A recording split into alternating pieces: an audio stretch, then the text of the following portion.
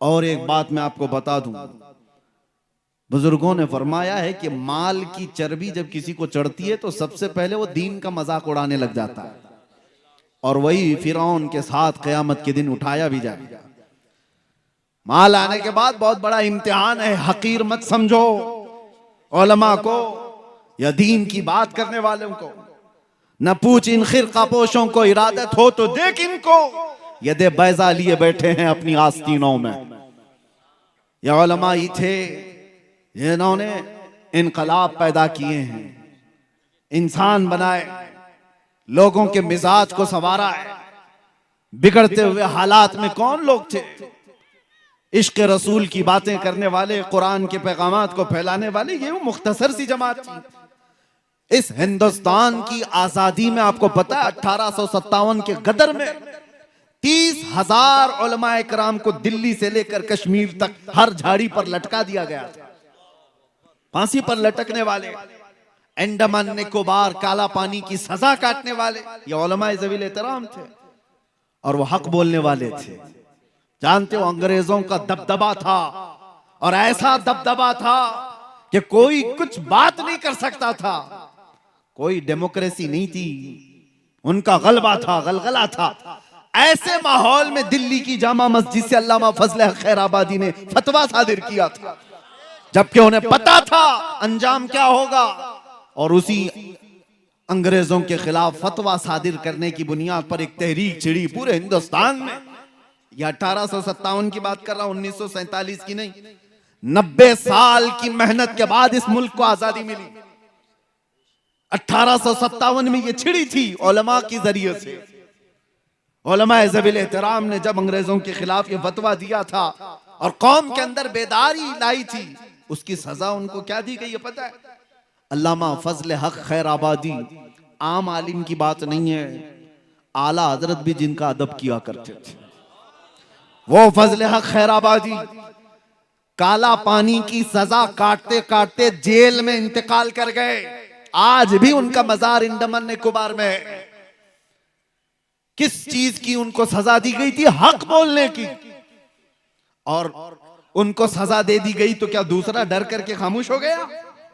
उसी जमाने में किफायत अली काफी, किफायत अली काफी को मुरादाबाद में 3,000 अंग्रेजों ने गिरफ्तार किया था। 8 दिन तक उनके जिस्म पर स्त्री चलाते थे, गरम स्त्री, और जब चमड़ी जलती थी तो उस पर नमक छिड़कते थे। 8 दिन तक उस आलिम बाअमल ने मुसीबतें बर्दाश्त की। 8 दिन के बाद अंग्रेजों ने फिर से कहा, बाज आ जाओ अपनी बातों से, जो कौम को तुम उठाते हो इससे बाज आ जाओ, हम मनसब दे देंगे, अपनी हुकूमत में कोई ओहदा दे देंगे। किफायत अली काफी ने कहा था, मेरा दीन इतना सस्ता नहीं है कि तुम्हारे टुकड़ों पर मैं बेच दूं। इस पादाश में किफायत अली काफी को मुरादाबाद के चौराहे पर खड़ा करके फांसी पर लटका दिया गया था। फांसी पर लटकाना ये सुनने में आसान लग रहा होगा, मजमा जमा था एक ऐसे आलिम दीन को जिसके हजारों लोग सुनने वाले थे। अंग्रेजों ने गिरफ्तार करके फांसी पर, सूली पर चढ़ाना चाहा। रिवायात पढ़ करके देखो मेरे अजीजों, रोंगटे खड़े हो जाते हैं। मैंने पढ़ा है, अरे फांसी पर जाने वाले की हालत क्या होनी चाहिए? जिस्म के अंदर थरथराहट हो, चेहरा पीला पड़ गया उन्हें। किफायत अली काफी को देखते हुए लोगों ने कहा, न माथे पे शिकन है और न जिस्म पर कोई हरकत है। मुस्कुराता हुआ वो फंदे की तरफ जा रहा है, इसलिए कि उसे पता है कसूर कुछ नहीं है, मेरा कसूर कुछ नहीं है। वो फंदे की तरफ जा रहा है। फांसी तो बहुत सारे लोगों को दी जाती है, आज भी दी जाती है दुनिया में। उनसे भी आखिरी ख्वाहिशें पूछी जाती हैं, और फांसी पर चढ़ने वाला आखिरी ख्वाहिश कुछ भी बताता है कि मुझे कुछ बिरयानी खाना है, चाय पीना है, बीवी बच्चों से मिलना है, आखिरी बार माँ को देखना है, औलाद को नसीहत करना है, आखिरी ख्वाहिशें होती हैं। उस आलिम बरहक किफायत अली काफी से अंग्रेजों ने पूछा था, हम अपने उसूल के मुताबिक पूछते हैं, कोई आखिरी ख्वाहिश? उस मर्द कलंदर ने कहा था, एक ही ख्वाहिश है कि लटकने से पहले एक बार नाते मुस्तफा पढ़ दूं। फिर कहा था, कोई गुल बाकी रहेगा ना चमन रह जाएगा, पर रसूलुल्लाह का दीने हसन रह जाएगा। सब फना हो जाएंगे काफी वो, लेकिन हश्र तक नाम हजरत का जुबानों पर चलन रह जाएगा।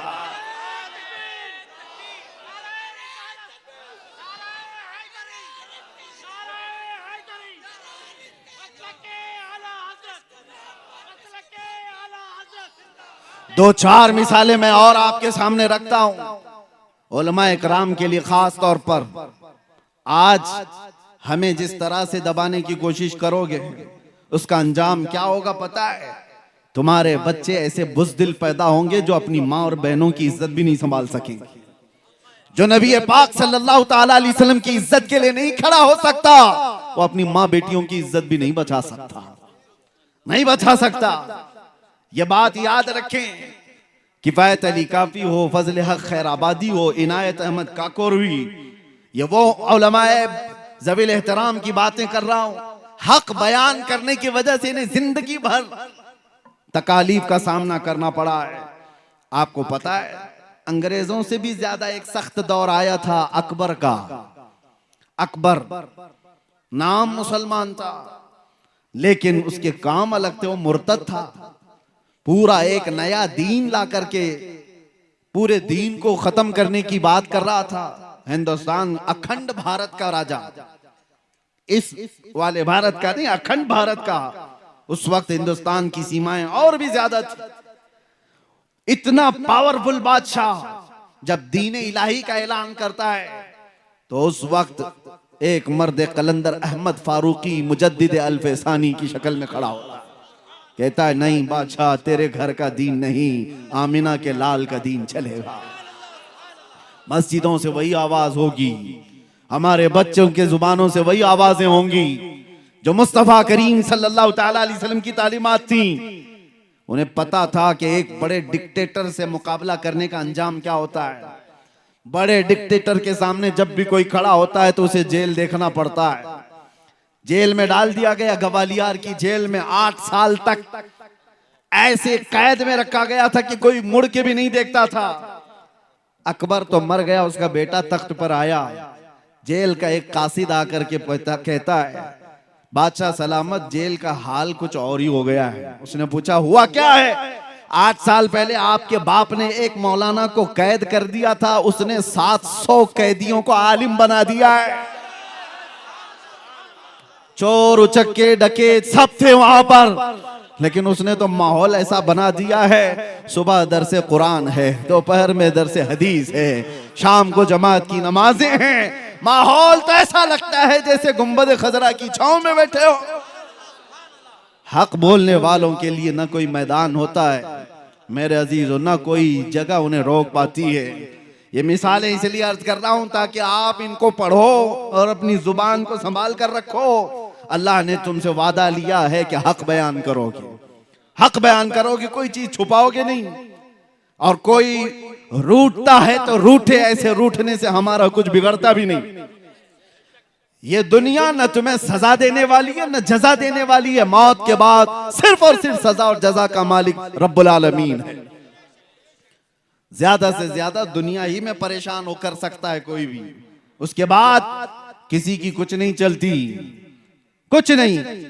रूह निकलने के बाद बड़े बड़े शोरमा, बड़े बड़े ताकतवर अपने हाथ से अपना रेंट भी साफ नहीं कर पाते। उनके जिस्मों से रूह निकलने के बाद गलाजतें निकल रही होती हैं मुंह से, नाक से, कान से। अरे वो मुर्दा अपना हाथ उठा करके अपनी गलाजत नहीं साफ कर सकता, वो किसी और को सजा और जजा क्या दे सकता। याद रखो जो कुछ भी होगा ये छोटी सी दुनिया में, जिसको छोड़कर सबको जाना है, सब यहां से जाने वाले हैं। तो फिर एक बात याद रखो, मैं आखिर में कहूंगा ये उलमा की मिसाल देकर के यही एक और नाम आपके सामने पेश करता हूं। लामा फजल हक खैराबादी को सुना, किफायत अली काफी को सुना, मुजद्दिद अल्फसानी अहमद फारूकी सरहिंदी को सुना। एक नाम आता ऐसे ही मर्द हक की आवाज बुलंद करने वाले इमाम अहमद बिन हंबल का, जिन्हें 5 लाख हदीसें याद थी। रसूलुल्लाह सल्लल्लाहु अलैहि वसल्लम की 5 लाख हदीसें याद थी।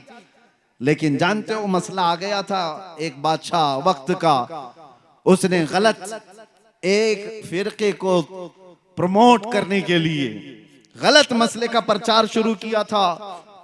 इस आलिम बरहक ने उसके खिलाफ फतवा दिया, कहा नहीं शरीयत वो नहीं है, शरीयत वो नहीं है, खल्क़े कुरान का मसला था। तो इमाम अहमद बिन हंबल ने कहा मसला बादशाह का नहीं चलेगा, ताजदार मदीना का होगा। इस पादाश में जानते हो इमाम अहमद बिन हम्बल का इल्म नहीं देखा गया, उनका तकवा नहीं देखा गया, उनको हदीसें कितनी यादें ये नहीं देखा गया। बगदाद के बाजार में लाकर उनको नंगी पीठ पर कोड़े मारे गए थे। एक बार नहीं, दो बार नहीं, 3 बार पीठ की हड्डी उनकी दिखने लग गई। कोड़े इस तरह से पड़ते थे।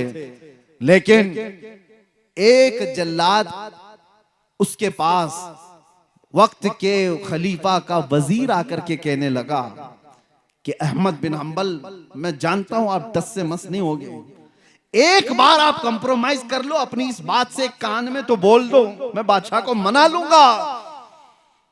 इमाम अहमद बिन हम्बल ने कहा, हम जो बात करते हैं वो कानों में नहीं मैदानों में करते हैं।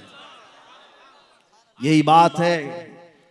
मैं भी आपसे ये ऐलान करता हूं, बहुत सारे लोग परेशान रहते हैं। जब मैं गिरफ्तार भी था तो बहुत इन्वेस्टिगेट करते हुए हमारे मुल्क के हमारे बहुत सारे लोगों को ये शक था डिपार्टमेंट को कि मौलाना पता नहीं छुप के क्या करता है। छुप के कुछ नहीं करता, जो करता है खुल के करता है। हमारी कोई सीक्रेट तंजीम नहीं है, कोई खुफिया जमात नहीं है, अंडरग्राउंड मीटिंगें करने का हमारा कानून नहीं है। जब हमें पता है नबी आखिरुज़्ज़मान सल्लल्लाहु ताला अलैहि वसल्लम की शरीयत सच्ची है, दीन इस्लाम सच्चा है, कुरान सच्चा है, मेरा खुदा सच्चा है, मेरा नबी सच्चा है, तो फिर सर झुकाकर और सर छुपा करके नहीं, सर उठाकर ही बात करें। हमें जब यकीन है कि गलत नहीं है तो फिर छुप करके करने की कोई जरूरत ही नहीं। मेरे अजीजों, मैं उन लोगों की खाम ख्याली को या बदगुमानी को दूर करने के लिए बात कह रहा हूं जो ये समझते होंगे हम जो भी बात कर रहे हैं नौजवानों के सामने, इनको बुरे अखलाक से वापस लाने के लिए हम जाहिर से बात है मैदानों में ही करेंगे।